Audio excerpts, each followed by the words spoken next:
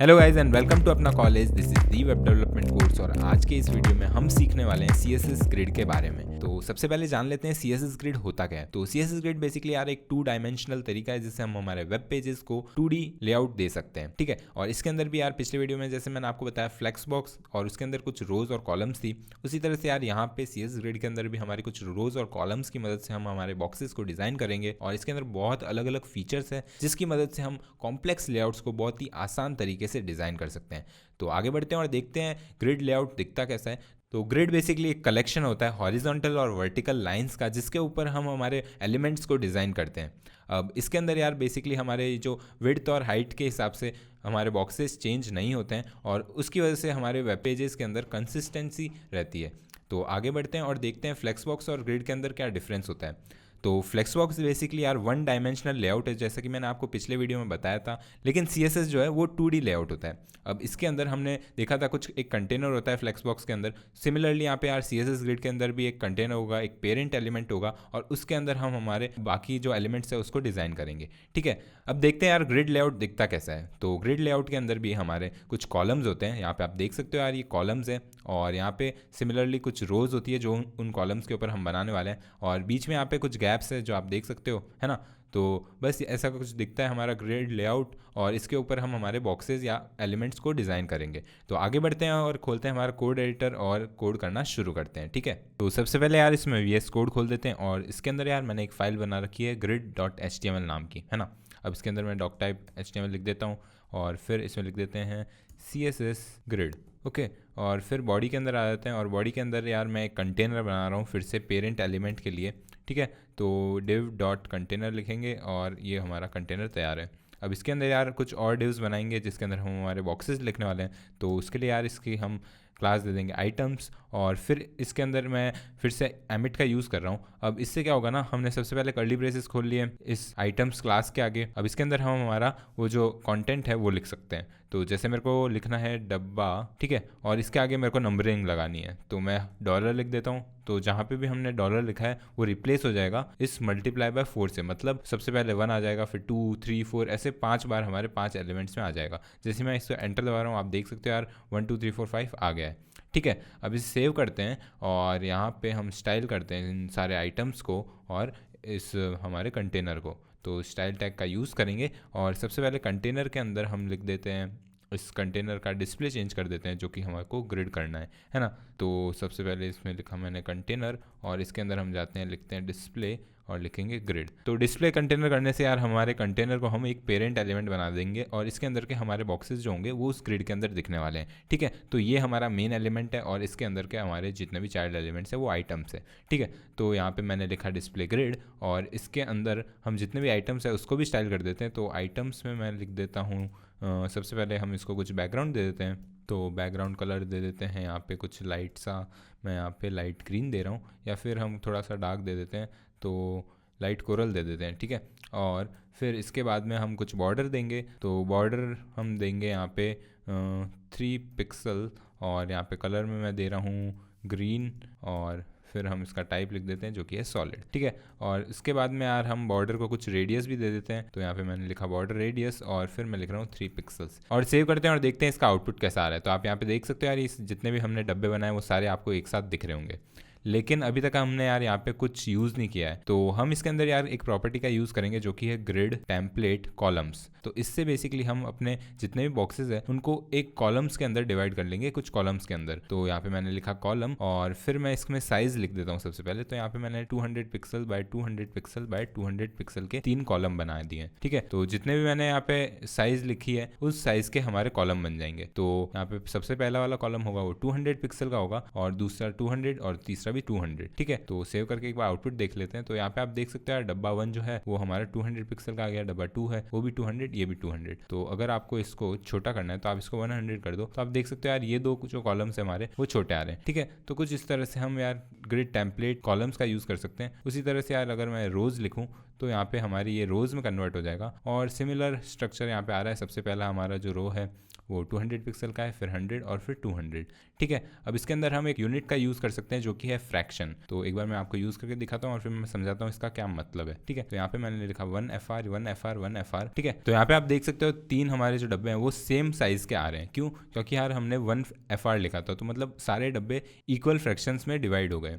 ठीक है, अब अगर मैं सेकंड वाले को 2 कर देता हूँ तो क्या होगा? तो बेसिकली यार हमारा 2 जो है वो रिलेटिवली थोड़ा बड़ा होगा, मतलब डबल होगा बाकी इन दोनों के कंपैरिजन में। ठीक है, उसी तरह से यार आप 3 4 5 कितना भी दे सकते हो। तो बेसिकली यार ये फ्रैक्शन है उस पूरी विड्थ का। ठीक है, और इसमें यार हमको गैप देना हो तो हम ग्रिड गैप नाम का एक प्रॉपर्टी है उसका यूज़ करेंगे, और इसके अंदर हम फिर से कुछ साइज़ दे देंगे। जैसे कि यहाँ पे मैंने 20 पिक्सल लिखा है और इसको मैं ग्रिड कर देता हूँ। तो एक बार इसका आउटपुट देख लेते हैं। यहाँ पे आप देख सकते हो यार जैसे हम मार्जिन का यूज़ करते हैं उसी तरह से यार यहाँ पे ग्रिड गैप का यूज़ अगर हम करेंगे तो हमारे जितने भी ग्रिड्स हैं उनके बीच में, जितने भी बॉक्सेस हैं उनके बीच में कुछ गैप आ रहा है ना। अब ग्रिड टेम्पलेट कॉलम के अंदर यहाँ पे आप देख सकते हो यार हमको 3 कॉलम बनाने के लिए 3 बार इस FR को लिखना पड़ता है। तो मान लो यार आपको 3 बार नहीं लिखना है तो आप एक फंक्शन का यूज़ कर सकते हो जिसका नाम है रिपीट। और सबसे पहले लिखोगे यार जितने भी हमारे टाइम्स आपको रिपीट करवाना है। तो जैसे यार हमको 3 टाइम्स उसको रिपीट करवाना है तो लिखा 3 और यहाँ पे आप लिख दोगे वैल्यू जो कि है 1FR। तो ये 3 बार 1FR रिपीट हो जाएगा, उससे हमारी 3 कॉलम्स दिखने लगेगी। यहाँ पे आप देख सकते हो यार सिमिलर आउटपुट आ रहा है। अब आपको अगर इसको 4 बार रिपीट करवाना है तो आप यहाँ पे 4 लिख दो और यहाँ पे हमारे जो डब्बे हैं वो 4 बार रिपीट हो रहे हैं। ठीक है, अब एक और चीज़ देखने वाली यहाँ पे ये है कि इन बॉक्सेस का जो साइज़ है वो अभी ऑटोमेटिक है, मतलब ये इम्प्लिसिट ग्रिड है। तो कैसे? यहाँ पे मैंने डब्बा 1 लिखा है तो उतने की साइज़ का हमारे यहाँ पे बॉक्स आ रहा है। लेकिन अगर मैं इसको चेंज करके लोअर M 200 डाल देता हूँ, मतलब मैंने कुछ रैंडम टेक्स्ट डाल दिया है, तो यहाँ पे आप देख सकते हो यार हमारा बॉक्स उस साइज़ के हिसाब से बड़ा हो गया है ना। जितना हमारा टेक्स्ट है उतना बड़ा हमारा यहाँ पे बॉक्स हो गया है। और अगर मैं इन बॉक्सेस का साइज़ कुछ फिक्स रखना चाहूँ तो वो भी हम कर सकते हैं यार। तो उसके लिए हमको क्या करना पड़ेगा? हमको यहाँ पे कंटेनर में जाना है और लिखना है ग्रिड ऑटो रोज। ठीक है, और इसमें हमको साइज लिखनी है जो भी हमारे उस रो की, मतलब जो रो का मतलब क्या हो गया यहाँ पे, जो हमारा लेंथ है। तो हमको हाइट क्या देनी है वो हम यहाँ पे लिखेंगे। तो मैंने दे दी हाइट यार 100 पिक्सल। तो जैसे आप यहाँ पे देखोगे तो यार हाइट अब 100 पिक्सल की हो गई और उस वजह से हमारा जो कंटेंट है वो फिट नहीं आ पा रहा है और वो ओवरफ्लो कर रहा है। ठीक है, अब यहाँ पे यार सिमिलरली मैं ग्रिड रो की जगह अगर मैं ग्रिड ऑटो कॉलम दूंगा तो हमारी वो विड्थ चेंज हो जाएगी। तो मैं यहाँ पे 50 दे देता हूँ और सेव करके देखते हैं। तो आप देख सकते हैं यार यहाँ पे 50 पिक्सल वाइड हमारा ये जो कॉलम है वो बन रहा है। ठीक है, अब यहाँ पे आप सोच रहे होंगे कि यार हम कुछ ऐसा नहीं कर सकते कि हम कोई मिनिमम वैल्यू दे दे जिससे कि मिनिमम हमारा बॉक्स इतनी साइज का तो रहे ही रहे और मैक्सिमम वो अपने कंटेंट के हिसाब से बड़ा भी छोटा भी हो सकता है। तो ऐसा भी हम कर सकते हैं। उसके लिए हम यार मिन मैक्स नाम का एक फंक्शन है उसका यूज़ लेंगे और सबसे पहले हम यार मिनिमम इसकी विड्थ दे देंगे, या मिनिमम अभी मैं रोज़ लिख रहा हूँ तो ये हाइट है तो मिनिमम हाइट दे देंगे। तो मैं यहाँ पे दे रहा हूँ 100 पिक्सल जो कि मैंने मिनिमम हाइट दी है। ठीक है, और कॉमा लगाएंगे और लिखेंगे मैक्सिमम हाइट। तो मैं यहाँ पे ऑटो कर रहा हूँ जिससे कि वो जितना मैक्स होना चाहे उतना मैक्स हो जाएगा। अब सिमिलरली मैं यहाँ पे भी उसी चेंज को लिख देता हूँ। तो यहाँ पे मैं इस बार लिख रहा हूँ 50 और सेम यहाँ पे ऑटो भी लगा दिया है। अब इसका आउटपुट देखते हैं। तो आउटपुट में आप देख सकते हो यार जो हमारा पहले वाला आउटपुट था वैसा ही यहाँ पे आ रहा है। अब इसको अगर मैं यहाँ पे डब्बा 1 कर दूँ तो क्या होगा देखते हैं। अब क्योंकि यार हमने यहाँ मिनिमम लगा रखा है तो उस वजह से हमारा जो डब्बा है वो छोटा होकर मिनिमम साइज़ तक का हो जाएगा। अब मैं यहाँ पे लिखता हूँ डब्बा 1 और सेव करके देखते हैं। तो आप देख सकते हैं यार ये जो मिनिमम हाइट है वो यहाँ पे अटेन हो रही है। ठीक है, तो अब मैं यार आपको एक मैजिक करके बताता हूँ। तो उसके अंदर मैं क्या कर रहा हूँ, मेरे साथ साथ आप भी लिखिए, मैं जो भी लिख रहा हूँ और आपको बाद में मैं समझाता हूँ इसमें हो क्या रहा है। अब इसमें मैंने लिखा है ऑटो फिल और यहाँ पे मैं उस फंक्शन का यूज़ कर रहा हूँ मिन मैक्स नाम के और उसके अंदर कुछ वैल्यूज़ दे रहा हूँ। तो सबसे पहले इसमें मैंने लिखा है मिनिमम वैल्यू 200 पिक्सल की और यहाँ पे मैंने जो हमारी मैक्सिमम वैल्यू है वो लिखी है 1FR। ठीक है, अब इसका आउटपुट देखो। आउटपुट यहाँ पे आप देख सकते हो यार यहाँ जितने भी हमारे बॉक्सेस थे वो चारों बॉक्सेस डिस्प्ले हो रहे हैं। अब यहाँ पे 4 बॉक्सेस क्यों डिस्प्ले हो रहे हैं? यहाँ पे हम रिपीट के अंदर सबसे पहली वैल्यू क्या देते हैं, जितने टाइम्स हमको रिपीट करवाना होता है, लेकिन यहाँ पे हमने ऑटोफिल दिया है। अब इससे हो क्या रहा है कि ऑटोमेटिकली बता रहा है कि कितना हमारा मैक्सिमम आ सकते हैं बॉक्सेस, उतने बॉक्सेस इसमें हमको दिख जाने चाहिए। तो यहाँ पे जो टोटल विड्थ है वो इक्वल हो रही है 4 के। तो ऑटोफिल बोल रहा है कि यार 4 बार आप रिपीट कर लो, 200 को 4 बार आप रिपीट कर लोगे तो यहाँ पे हमारा इतना कुछ आएगा। ठीक है, अब इसको अगर मैं इंस्पेक्ट करके छोटा करूँगा तो क्या होगा आप देखो। तो जैसे जैसे मैं इसको बड़ा कर रहा हूँ आप देख सकते हो यहाँ पे 4 आ रहा है और छोटा किया 3, फिर 2, फिर 1। ठीक है, तो इससे यार हमारा जो रेस्पॉन्सिवनेस है वो बहुत अच्छा हो गया और ये मोबाइल में भी आपको बहुत अच्छे से दिखेगा और हमारे डेस्कटॉप में भी आपको अच्छे से दिख ही रहा है है ना। तो कुछ इस तरह से यार हम रेस्पॉन्सिवनेस भी डाल सकते हैं हमारे ग्रिड लेआउट्स के अंदर, और ये काफ़ी आसान है रादर देन हम किसी फ्लोट या पोजीशन उन सारी चीज़ों का यूज़ करें, फिर हम मीडिया क्वेरीज लगाएं, और वो सारी चीज़ों से तो अच्छा है कि हम खाली ये छोटा सा लाइन ऑफ कोड लिखा है और हमारी ये सारी चीज़ें ऑटोमेटिकली हो रही है, ठीक है। तो अब हम देखते हैं यार कैसा ये ग्रिड लेआउट दिखता है हमारे ब्राउज़र के अंदर, मतलब इंस्पेक्ट एलिमेंट में हम कैसे इस ग्रिड लेआउट को देख सकते हैं, ठीक है।